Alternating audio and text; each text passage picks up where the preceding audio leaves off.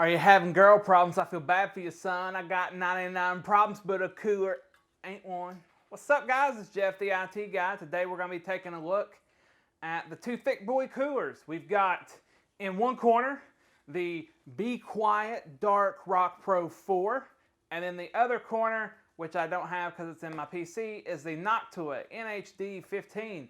Both of these are large air coolers, comparable to like a 240 millimeter AIO, give or take. You're going to trade offs with either one of them. The Dark Rock Pro, I think it comes in around $90, $80 or $90. Same thing for the NH-D15.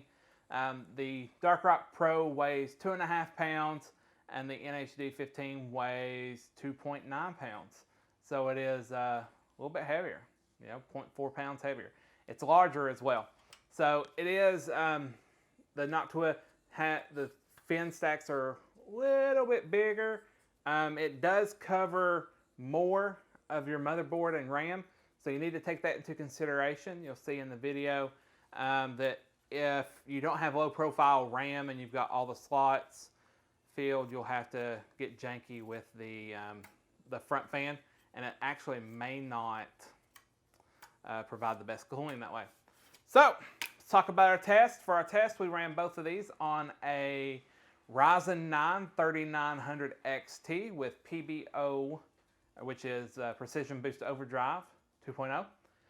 Turned on 3900 XT, ran it for 15 minutes of OCCT, large data set, AVX2 instructions, and let it go just as hard as it could on this 12-core processor, 12-core, 24 threads, yeah, 105 watts. So let's talk about the results. So for the Dark Rock Pro, the minimum temperature it said was like 43 degrees, which is odd, but it was, I think it was wrong though on that one, because whenever I was watching it was around 50 or 60 for the minimum, which is not unheard of for the 3900 or the 3800 or the 3950. They do have pretty high idle temps because the way the silicon and all that stuff works is it's all the time ramping up and down, up and down, up and down. It's like it'll hit the boost and go down, hit the boost and go down, hit the boost and go down. But whenever you actually put a load on it, the temperatures actually don't go up that much. It's very strange. But that's how AMD designed it, so that's how we'll leave it.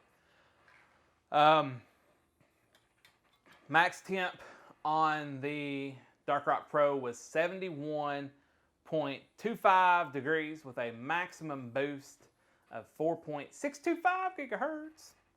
And the clock speed, the average clock speed across all cores was 4.325. However, one of the cores was actually around 4.2. However, the average was still about 4.325 because one core was like 4.6, and that's just how it is. Okay.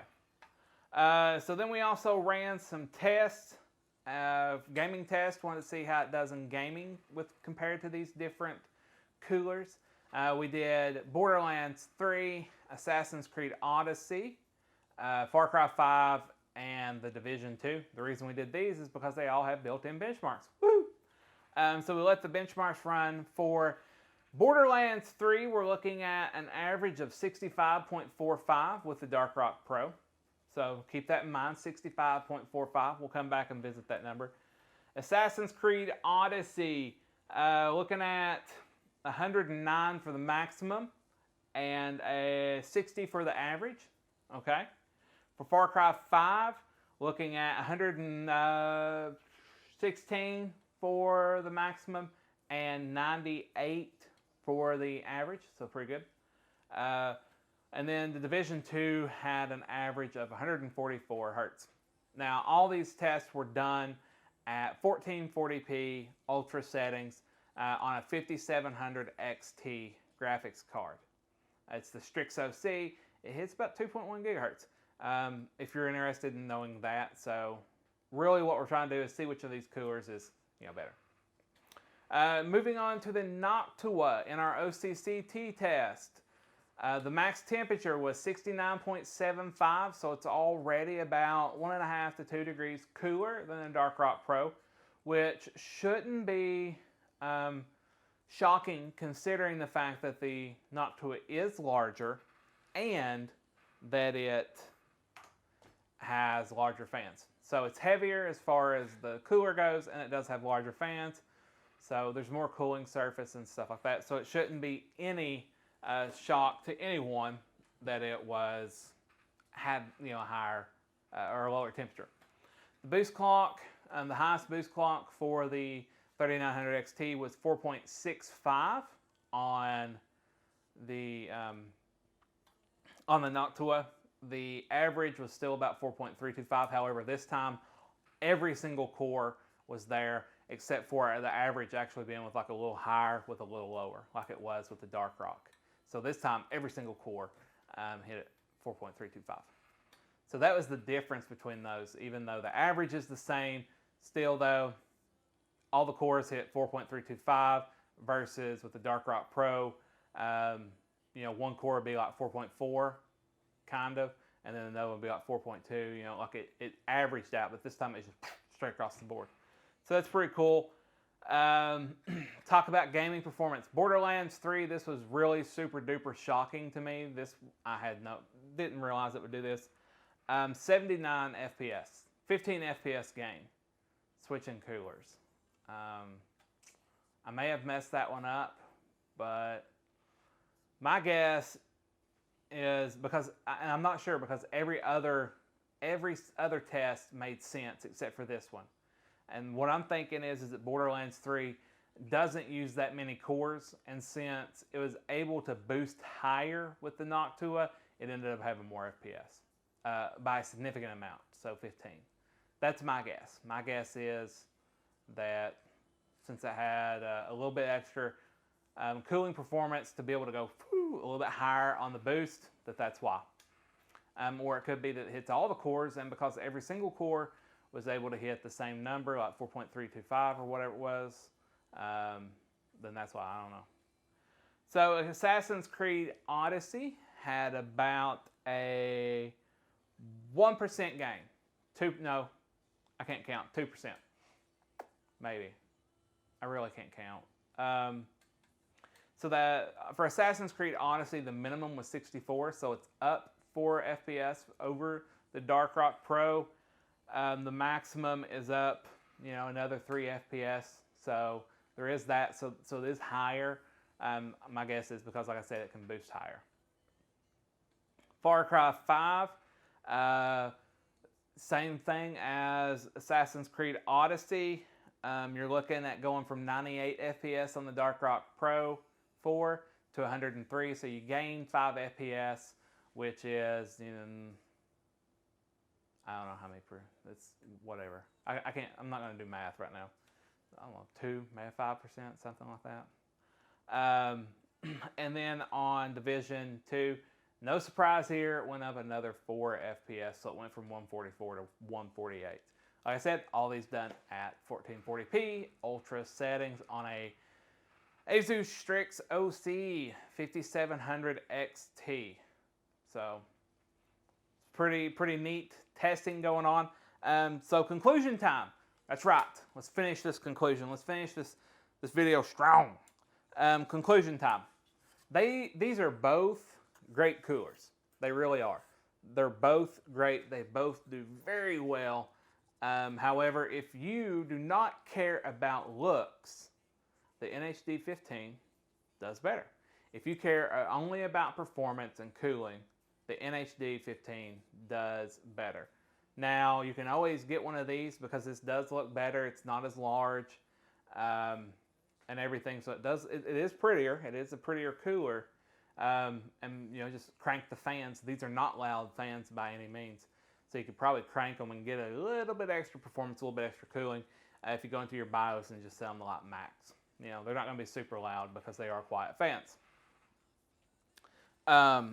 So, taking that into consideration, if you're going with Dark Rock Pro, do realize that you will have a little bit less performance, but it's not that bad. They're both pretty easy to install. I wouldn't say that one's harder than the other. The hardest part about installing these coolers is on the Dark Rock Pro. you have to slide the fan in through here. So I don't know if you can see me on the other side. You probably can't. Yeah. But you have to slide the fan in through here and try to get it past these sound dampeners on the side and then put your clips on. It can be really tough to do in a case, right? And that's probably the hardest part. If you are trying to install these, oh, and for the Noctua, you know, RAM clearance is also another thing. These are not built for small cases. The case that I have this in is the Corsair Air 740. It's a cube case, so it's a relatively large case. And there's plenty of room for these in there. And so it makes it easier to install them when you're actually trying to do it inside the case. Otherwise, you're going to want to take your motherboard out and install these bad boys if there's not room at the top above the cooler so that you can actually get your hands in there and stuff. So because they're bulky, they can be harder to install just in that fashion, right? So just trying to actually get it in the case. You will need a larger case for these. You can go on the PC Part Picker or their websites, specifically with like Noctua. You can go to their website and they'll tell you what cases can actually fit their coolers, which is really pretty cool. I don't know if Be Quiet can, but PC Part Picker can tell you. So there is that. Also with the Noctua, if you can find it, which you can't find it right now in stock, is the Chromax version, which is all black. And so it's really sexy. And I think it's about $10 extra. You can also buy some Chromax parts for your Noctua so you can kind of like bling it out and stuff. You can't really do that with this, but you can do it with that. That stuff can be a little bit expensive, but if it's something you want to do, go for it. It's a lot of fun, you know, to be able to personalize it and stuff like that and get away from the browns and tans that Noctua uses. Both of these products will be linked in the description below. I highly recommend both of these coolers. Always, whenever I recommend something, it's because it's something that I use, that I personally bought, and something that I believe in. I would never recommend something that I did not have faith in or believe in or have used or anything like that. I always recommend stuff that I actually use and spend my hard-earned money on. So if you want to help out the channel, the links are in the description.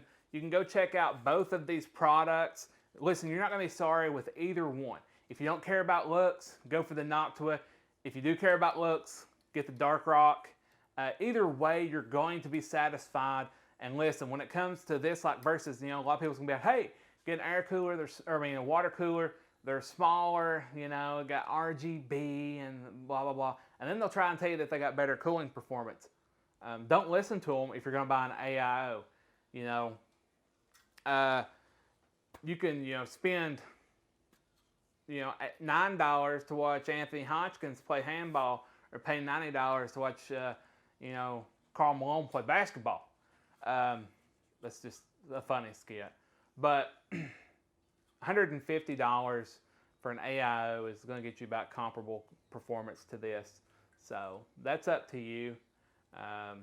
Personally, I like these myself. I do use AIOs as well, but they do have more fill-in parts. Anywho, I've started to ramble. Listen, if you like this video, subscribe to the channel, leave a comment, tell me which one of these you like. You know, Noctua versus Be Quiet or Fantex. Do you prefer air or water cooling? You know, have you pimped out your PC? All that good stuff. Subscribe, leave a like if you want to, a comment like I said, but if you haven't, like I said, go ahead and subscribe. We've got some cool stuff coming up on the channel, and it'll be a whole lot of fun, and I hope to see you there. Thanks for watching, and I'll see you all later.